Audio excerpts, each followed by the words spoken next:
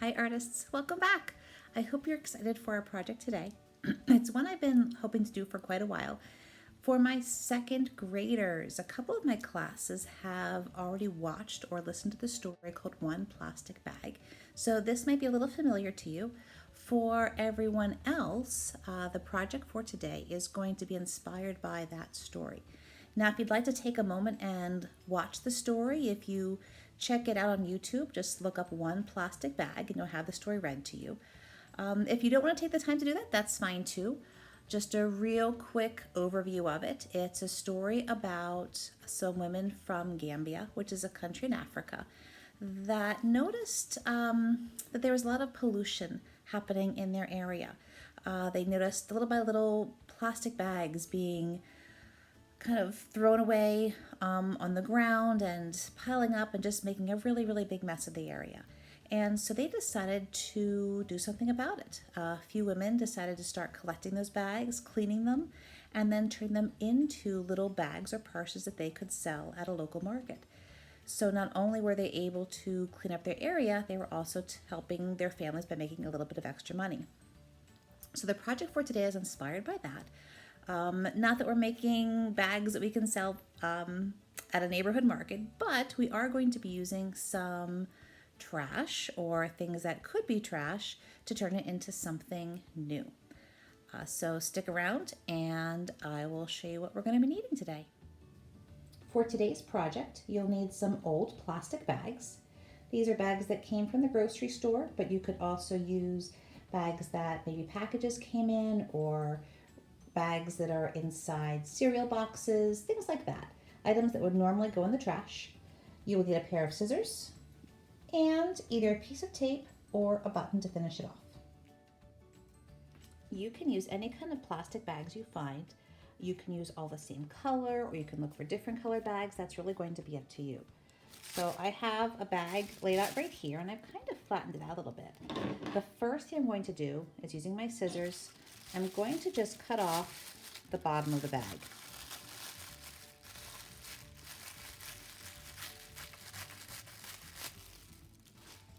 Once I've done that, I can stretch it out a little bit.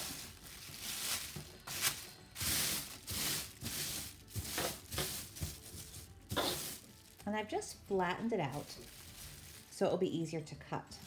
Now I'm going to cut some strips across the bottom of the bag.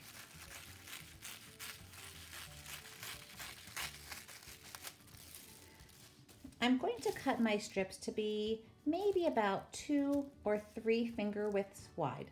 That's really your choice. Now in total, I will need 3 different strips of plastic. So if you want to cut them all from one bag, that's great.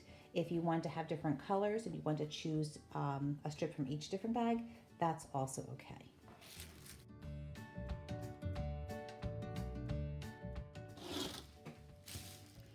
Now I have my 3 strips ready to go.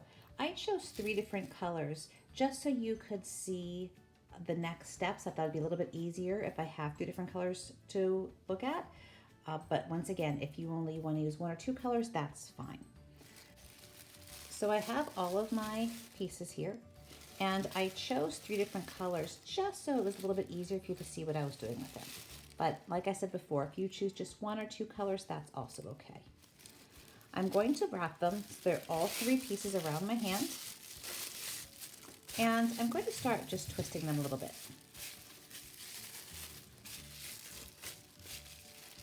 It doesn't have to be really tight. I just want to get them together. And I don't have to twist very far, just a few inches. That's pretty good. I'm going to bend them so I have a little loop here. And now I'm going to tie a knot. And I like to call this a balloon knot, because if you are trying to close a balloon or you fill a water balloon up, you want to tie a knot on the end, and this is how you do it. So if you need a parent to help, maybe you can get some help from them. Otherwise, what I like to do for these knots is I take the loop, I'm going to wrap it around my finger, and if you notice, I'm going to bring the loop to the back of my finger, right here. So I have the bags toward the tip and the loop on the end. I pull the loop over toward my pointer finger, and I'm going to pinch it. just like that. I take the rest of the bag that's wrapped around my finger and I pull it over top, pushing my thumb through the loop. Now, my thumb is stuck here with a little bit of bag sticking out. I'm going to pull that bag and pull it tight. Now I have a good knot that I can use for my project. We're going to be doing some braiding with these pieces of plastic. If you can tape this down, that's one option. You can tape it to the table. Maybe you could put this over a knob on a dresser. Maybe you could even have someone in your family hold it. If you're really stuck, you can even stick your toe in there and then braid from there. That's up to you. I was getting ready to do this and I noticed one of my daughter's bobby pins here. I'm just going to stick that through. And I have my crayon box handy. I'm just going to stick this right in here. But any way you can keep this in one place, it's really going to be up to you. Anything you can do to keep that in place as you give a little tug, that's all you're going to need. For the next step, I'm going to braid my pieces of plastic together. Now, some of you are experts at braiding. That's fantastic. Then you can just skip through this and start your braiding. If you've never braided before, I'm going to walk through it step by step. The first thing I'd like you to do is separate your pieces of plastic. Now, as I tried to separate mine, I realized when I was twisting my top, I must have knotted my bottom together. So, not a big deal. I'm just going to cut it apart. We're going to have to cut it eventually anyway, so not a big deal. Now, I have my gray, my white, and my brown.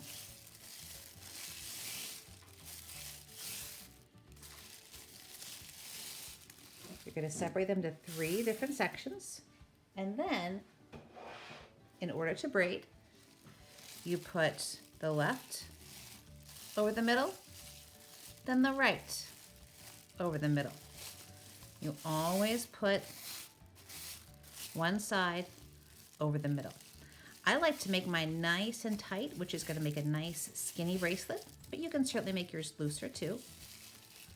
So white over the brown, gray over the white. Always going over the middle section.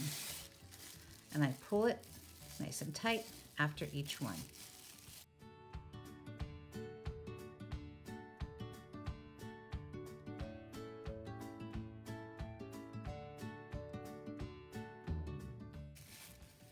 Now, after you've braided for a little while, you might want to stop on occasion to see if it fits around your wrist. It looks like I could go a little bit farther. That looks pretty good. Now I have 2 different options for how to finish the bracelet off, and I'll show you both of those ahead. Here we go.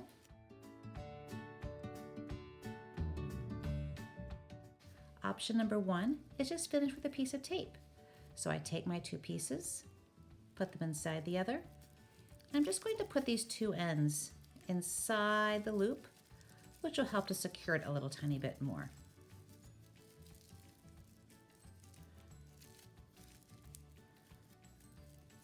I'm going to give a little twist to try to secure those ends. Now I have a piece of black duct tape here. You can really use any kind of tape at all. This is pretty sturdy stuff, so this will help to keep my bracelet together. I put the end on, and then I gently twist it around. Give it a couple pinches to make sure it's stuck really well. And there I have my bracelet.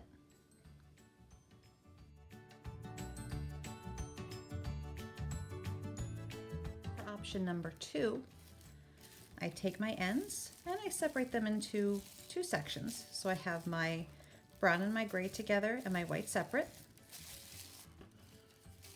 And I'm going to put, let's say my brown and my gray, I'm going to push through the loop I made on the other end.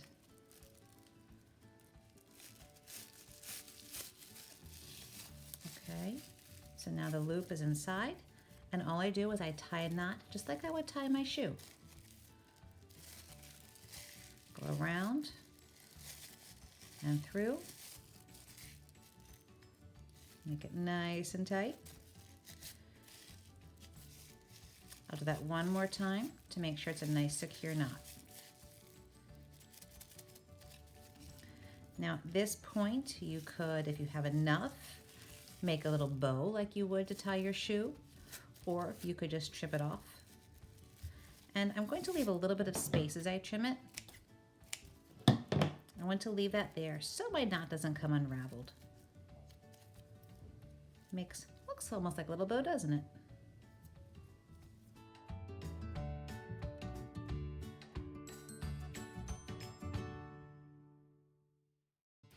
I could also opt to finish the bracelet with a button or a bead. Now I don't have any beads at home, but I do have a bunch of buttons. Whether you have a stash of buttons somewhere, a lot of times I will keep buttons of clothes before I throw them away. If it's torn or something, I'm going to get rid of it. I might snip the buttons to use for a later project. So I chose a button that was nice and big, but I also wanted to make one that had nice big holes, so that'll make this a little bit easier. Choose one of the pieces of plastic, actually one of the colors I should say, and you're going to twist it nice and tight. All the way to the end. Once it's twisted as far as I can go, I'm going to see if I can push that twisted plastic through one of the buttonholes. I'm having a hard time getting the very tip twisted, so I might just get some scissors and snip off that very end. There we go. And I'll kind of twist this through, and you can see it popping through the other side. I'm going to pull it through. And then almost like I'm sewing, I'm going to put this down the hole in the opposite direction. So right here. And I'm going to pull it out the back. So it's almost like I put a stitch through that button. Now, all I have to do is tie a knot. Just like you tie your shoe, I have my brown and gray bag in one hand and the white in the other. And just like I'm beginning to tie my shoe, make the cross and go through the loop and pull. Do that one more time for a nice secure knot. Cross the two sides, go through the loop and pull it tight. Make it as tight as you can. And when you cut the plastic, leave a little bit of space so you're not right up against the knot. Now, when I put it on, I put the button through the loop, and that will secure it in place.